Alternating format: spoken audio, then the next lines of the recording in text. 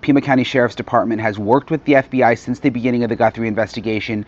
This is not new information. The private lab we utilize in Florida continues to share information with the FBI lab and other partner labs across the country. DNA analysis remains ongoing. And when they say other partner labs across the country, this is because, remember, they've been having issues with some of the DNA that is mixed. And to separate it out can be a complicated process. So other labs may have different technology. The FBI may have different technology, which is why this evidence is now being sent out to the FBI to test. But again, the hairs in particular are interesting, and that's what I want to talk to Cece more about and find out, is this progress? Could this mean that we are actually getting closer to some real progress in the Nancy Guthrie case? There is a detail in this case that has not received the attention it deserves. Not the DNA, not the reward, not the footage. A hair, recovered inside the home. Held for 11 weeks by a private laboratory in Florida, then transferred, quietly, without announcement, to the FBI's own Advanced Analysis Unit. Now, on its own, a hair found inside a home means very little. Homes collect hair. From family, from visitors, from people who passed through years ago. That is not the detail. The detail is the 11 weeks. Because when a laboratory transfers a sample to a more specialized federal facility, after 11 weeks of processing, it is not an escalation. It is an admission. It is the moment a lab reaches the outer edge of what its available technology can accomplish and hands the evidence to someone who can go further. And when you examine what further means in the context of this investigation, when you trace the specific science involved and map it against everything else, this case has failed to produce. One question begins to take shape that no press conference has answered. What if the key to finding Nancy Guthrie has been sitting inside a laboratory, not buried, not degraded, not lost, but simply waiting for the right instrument to read it? That question is where this investigation begins. Welcome to Investicrime Files. If this case matters to you, subscribe now. So every development will be covered here, and the next one may come faster than anyone expects. The first question this case demands is the one that law enforcement asked immediately and has never fully answered publicly. Was this targeted? Not random, not opportunistic, not a crime of circumstance that found Nancy Guthrie at the wrong moment, but deliberate, chosen, planned against a specific woman at a specific address with a level of preparation that goes far beyond what most residential crimes involve. When the timeline is examined closely, something begins to emerge that reframes every assumption about what happened on February 1st. 3 weeks before the night Nancy disappeared, a neighbor reported something they couldn't quite explain. A man near the property, wearing black gloves, for face covered, standing close enough to the house to see its layout, but far enough from the cameras to have, perhaps, not yet been captured on the ones he knew about. The family, working closely with investigators, specifically identified January 11th as a date they wanted the community to examine. Not arbitrarily, because investigators believe that the motion-activated cameras positioned around the property, a fence camera, a backyard camera, a camera covering the driveway, may have recorded movement on that date from a man who had not yet finished mapping their locations. The FBI recovered thumbnail images from those cameras, images showing motion at the property extending back weeks before the abduction. And here is where the timeline becomes analytically significant. By the night of February 1st, the same figure avoided every single one of those cameras. Everyone. Which means that between his January visits and the night he acted, he had gone back. He had identified each camera. He had planned a path through the property that left all three of them pointed at nothing. That is not luck. That is preparation. And preparation like that does not begin on January 11th. It begins earlier, in a decision to identify a target, learn a property, and return until the plan is ready to execute.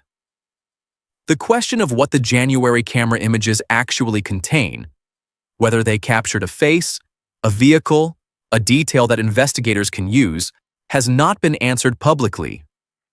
What has been confirmed is that those images were recovered and are being analyzed. What they show is not something anyone outside this investigation currently knows. On the night of February 1st, a doorbell camera captured something. A figure.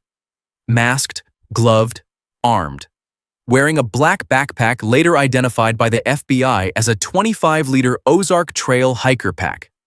A mass-market product sold exclusively at Walmart. The footage is short. It is partial. But it is the clearest record that exists of the person who entered that property.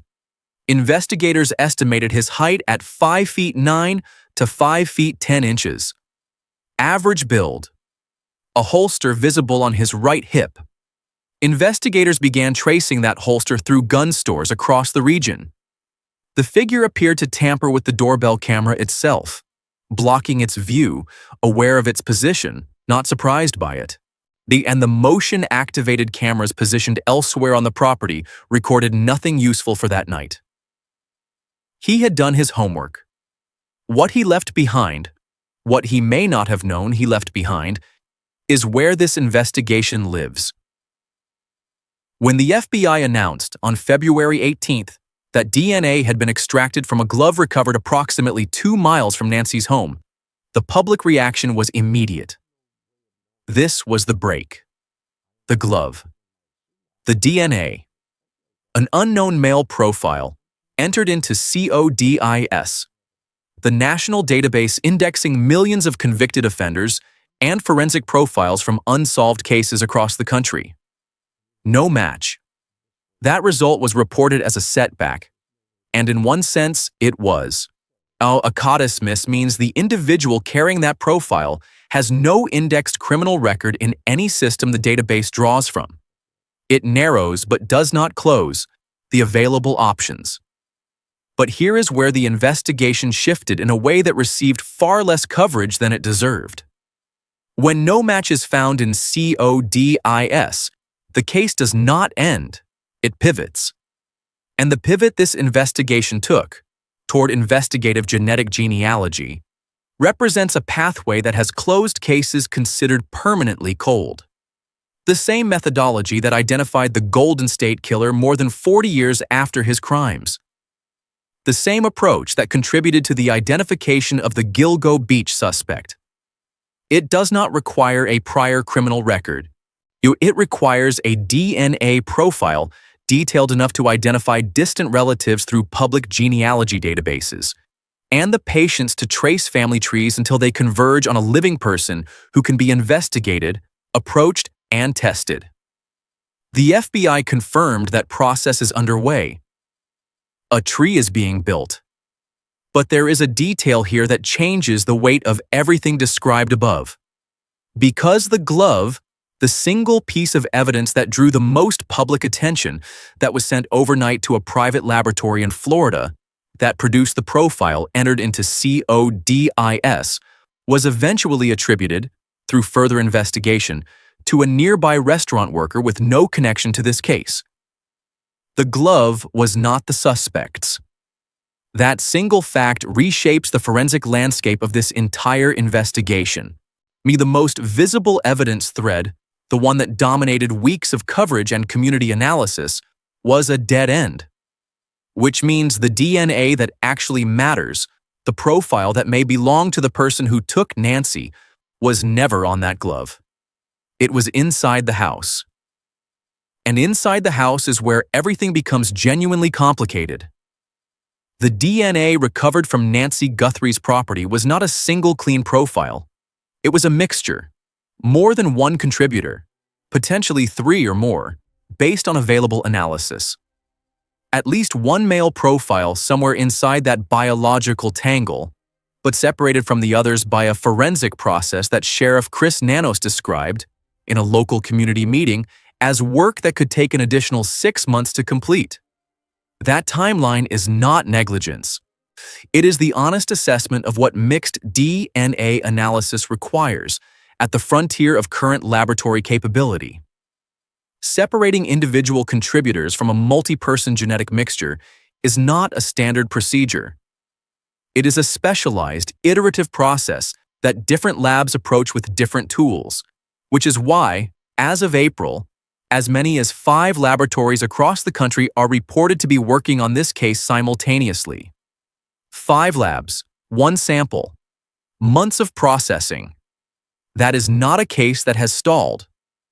That is a case that has hit the precise technical limit of what conventional forensic science can do quickly, and is now waiting for the science to catch up with the urgency. This is also the moment where the investigation's most recent development becomes analytically significant. If you are watching this investigation unfold in real time, subscribe to InvestiCrime Files now. Every development decoded, every update, the moment it matters. The hair, recovered inside Nancy Guthrie's home, held by the Florida laboratory, transferred 11 weeks later to the FBI's Advanced Analysis Unit. When this development was confirmed, coverage treated it as a straightforward escalation. More testing, better technology, progress. But when the transfer timeline is examined against what standard laboratory practice looks like, a more specific interpretation begins to take shape. Hair, as forensic evidence, is not a single category. It divides into 2 fundamentally different types, each requiring different science and producing different results. Hair with a root, the follicle attached, carries nuclear DNA, the kind that produces an individual's unique genetic fingerprint, the kind that standard laboratory processing handles routinely. If a hair with a root belonging to an unknown male had been found inside Nancy's home, the analysis would have been straightforward. A single-source profile, entered into CODIS, or forwarded immediately to a genealogy team. That did not happen. And the 11-week timeline tells us why. Because if the hair had a root, if it was the type that produces a clean, standard profile, it would not have required transfer to the FBI's specialized unit after nearly 3 months. It would have been processed and entered into the system weeks ago. The fact that it was held and then elevated points in one direction. The hair, in all probability, does not have a root. It is a shaft, a strand without the follicle attached. And until very recently, forensic science treated rootless hair as evidence of limited value. Without the root, extracting an individual nuclear DNA profile was considered, for practical purposes, nearly impossible. That has changed. A method now exists, pioneered, at a university laboratory and adopted by the FBI in high-profile cases, to extract what are called SNP profiles, single nucleotide polymorphism markers, from the hair shaft itself. These are the same markers used in forensic genealogy. And the FBI has already deployed this technology in at least one major murder investigation, where it contributed to an identification that traditional CODIS analysis could not produce. If the hair recovered from Nancy Guthrie's home carries a sufficient quantity of DNA, if the shaft is intact, if the profile can be extracted, then what is sitting inside the FBI's laboratory right now may be a genealogical roadmap to the person who took her. That possibility has not been confirmed, but it has not been denied. What stands out, when the timing is examined, is that this development emerged at a specific moment, after the glove lead closed, after the mixed DNA processing stretched into months, after the genealogy tree was confirmed as underway. The hair is not a redundant investigation. It is a parallel one. And it may, depending on what the FBI's analysis produces, represent the clearest biological path toward an identification that this case currently holds. But here is where the investigation requires a harder question. Because a hair found inside a home does not arrive with a label identifying its owner. Before the FBI invests in an expensive, technically demanding extraction process, investigators must first assess the observable characteristics of what they have. Hair color, length, texture, condition. And compare those characteristics against every individual known to have had legitimate access to that house. Family members, visitors, contractors, medical personnel, anyone who passed through in the weeks and months before February 1st. Only after those known contributors are eliminated does the remaining hair become potentially significant as unknown evidence. That assessment is not something the FBI has disclosed publicly. On whether the hair already appears inconsistent with known individuals, whether its color, length, or condition marks it as something that doesn't belong, is information that exists inside the investigation, not outside it. What that means is this. The hair may be exactly what investigators hope it is, a strand left by the person who moved through Nancy's home in the middle of the night and believed he had controlled every surface he touched. Or it may belong to someone with a perfectly ordinary reason to have been inside that house. The answer is in a laboratory. It is not yet in a press release. There is something else in this case that functions as evidence, even though it exists entirely as an absence. $1 million from the Guthrie family, $100,000 from the FBI, and over $100,000 more from a regional tip line. A combined reward exceeding $1.2 million, available to anyone who provides credible, first-hand information that directly advances this investigation. It has not been claimed. 40 to 50,000 tips were submitted to law enforcement. Community researchers across dozens of platforms spent months analyzing every frame of available footage, identifying the backpack model before the FBI confirmed it, estimating height and arm length from pixel measurements, mapping the suspect's route. Names circulated. Theories were refined. People who believed with genuine conviction that they had identified the perpetrators submitted those names through official channels, and still, the reward sits unclaimed. Now consider what that means analytically. The reward does not pay for a theory. It does not pay for a reconstruction of publicly available footage.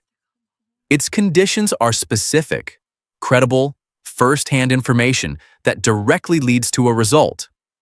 That bar is high by design, because the person capable of claiming it is not the person analyzing surveillance stills on a laptop. It is the person who knows the suspect from the inside, who shared space with them, who noticed something in the weeks before February 1st that, in the context of what happened to Nancy, no longer carries an innocent explanation. That person has $1 million reason to make a phone call, and they have not made it.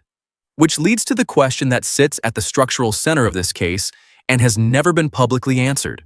The community has names developed through genuine analytical work, submitted through official channels treated by hundreds of thousands of people as working theories.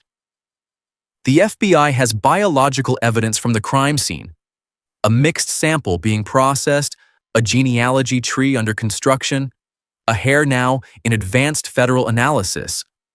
Has anyone placed those two things in front of each other? Has a specific named individual from the community's theories ever been cross-referenced against the biological evidence from that property? Has the FBI taken a name from the tip pool and tested it against the profile extracted from inside Nancy's home?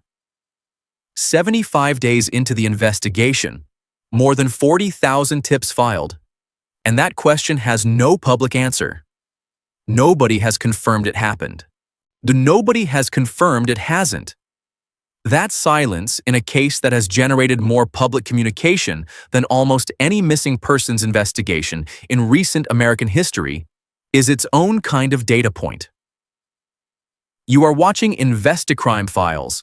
This case is still moving. Subscribe now so when the next development breaks, you are already here. At this point in the investigation, 4 possibilities define the space between what the public knows and what the investigation contains. The first is that the cross-reference happened and eliminated the community's named individuals. The biological evidence was tested against those names and produced no match. The person responsible is not in any theory circulating publicly. The answer does not live in a comment thread. It lives in a laboratory or in the memory of someone who has not yet realized what they know. The second is that the cross-reference happened and it matched. An identification was made. The investigation is no longer finding the suspect. It is building the case. The quiet, procedurally careful work of assembling a prosecution that will hold. And the silence is not failure. It is process. The third is that the two tracks have never touched. That the community's names entered the tip system as theories, weighted alongside tens of thousands of other submissions, without the specific, verifiable first-hand detail that would elevate any of them into the category of leads that trigger a biological comparison.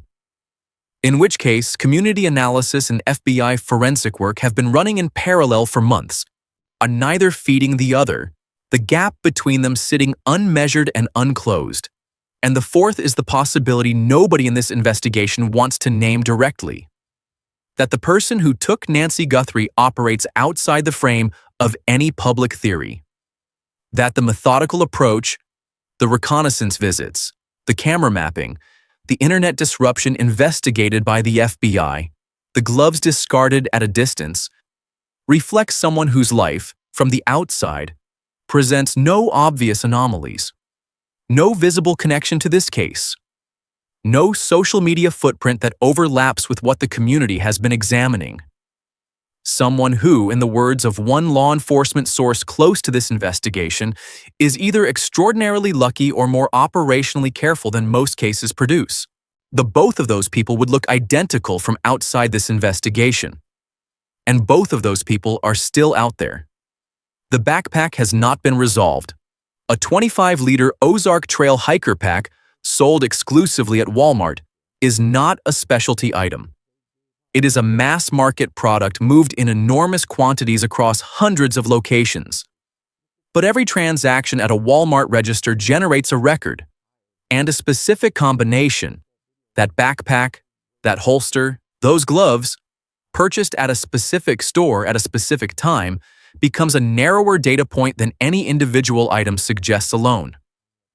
Former law enforcement sources describe the backpack lead as among the most significant physical traces under active investigation. Whether it has produced a result is not something law enforcement has disclosed. The holster remains unresolved. Investigators were tracing its specific configuration through gun stores across the region. A holster is not a generic item. Its design narrows the field of compatible firearms. Its retail availability narrows the field of potential purchase locations.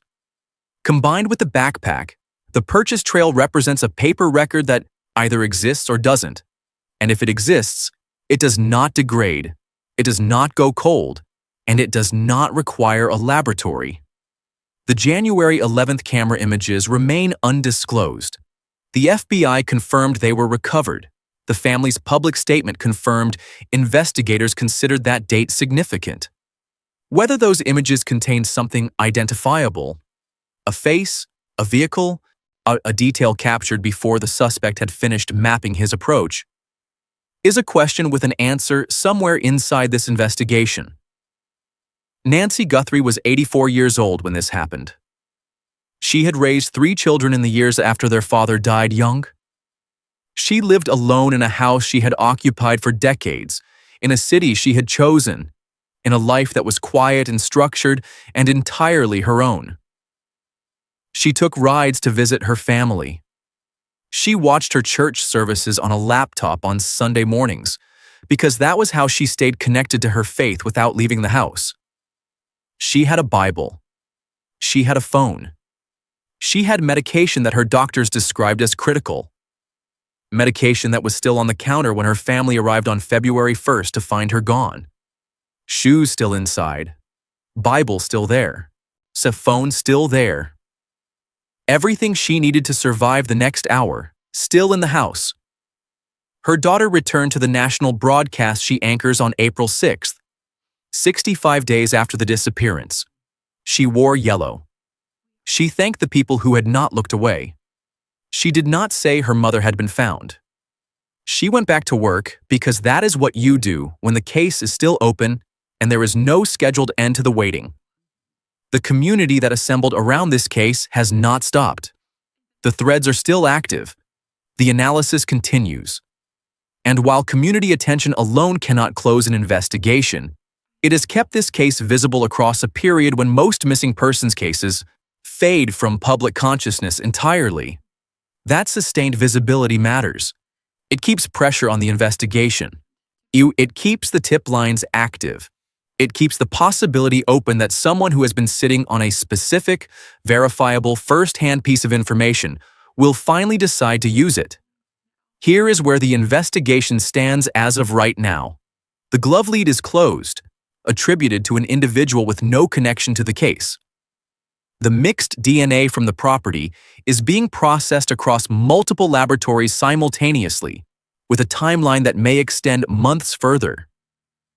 The genealogy tree is under construction from available biological material, with no public confirmation yet of whether the sample quality is sufficient for that process to succeed. The hair recovered from inside the home is now in the FBI's Advanced Analysis Unit, where specialized technology exists to extract genetic profiles from evidence that standard processing cannot read. And somewhere inside the January camera thumbnails, there may be an image of a man who was standing near that house on an afternoon 3 weeks before he returned in the middle of the night and removed a woman from it. Every one of those threads has an answer. None of them has been publicly disclosed. The gap between the investigation's current state and a named charged suspect is not infinite. It may not even be large. It is specific. It is physical. It is sitting in a sample on a hard drive, in a case file, or in the memory of a person who has been holding something they have not yet decided to release. If you saw anything near the Catalina foothills on January 11th, on January 31st, or in the early hours of February 1st, if someone you know purchased a 25-liter Ozark Trail backpack and a specific holster in the weeks before Nancy disappeared, if something you heard or witnessed has been sitting in the back of your mind and you have talked yourself out of it more than once, that is the information this investigation is waiting for. Not a theory, not an analysis. A specific, direct, first-hand fact from someone who was there or knows someone who was. The FBI tip line is 1-800-CALL-FBI. Tips can be submitted at tips.fbi.gov. The Pima County Sheriff's Department non-emergency line is 5203514900. $1.2 million is still waiting. More importantly, a woman is still waiting. This is InvestiCrime Files. The Nancy Guthrie investigation is open. The science is moving. The tree is being built.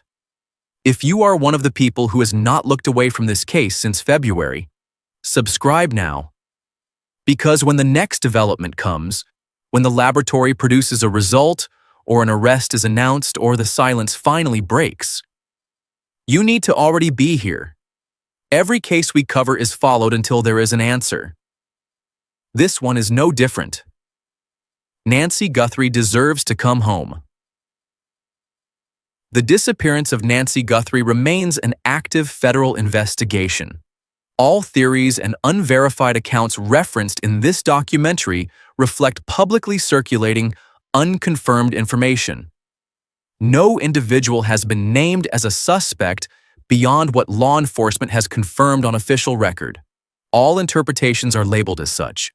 This documentary was produced for informational purposes only, and anyone with actionable information is urged to contact law enforcement directly. InvestiCrime Files.